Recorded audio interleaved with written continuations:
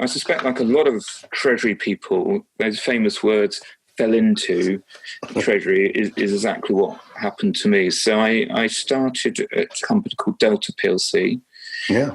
In a small head office in London. It was an international engineering company that didn't have a Treasury department.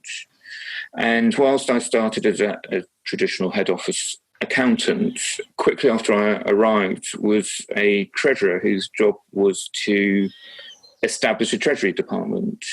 And to begin with, he was in fact head of Treasury and tax, he needed to spend his initial months looking at how that department may be set up. And after 6 months, he started to lay the planks, as it were, for a Treasury department.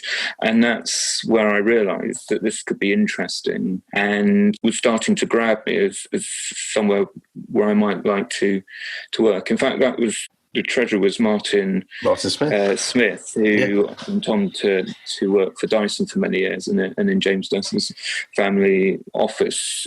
And, he gave me that opportunity and, was a great teacher and mentor in my Treasury career. So one of the things I did at Delta was I did the first FX deals, the first deposits.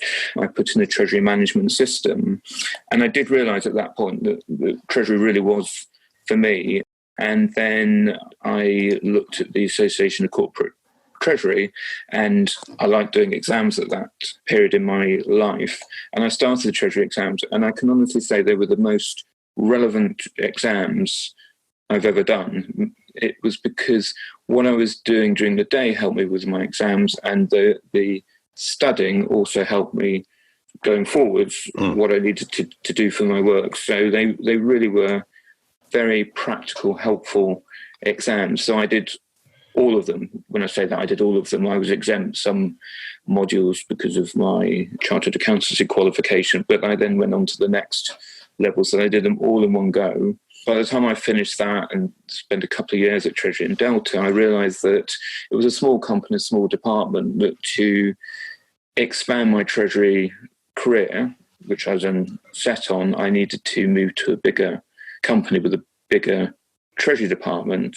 It was a real challenge to work with colleagues in those areas to explain that it wasn't really their cash, and we really needed that cash to come back to the centre to shore up the balance sheet.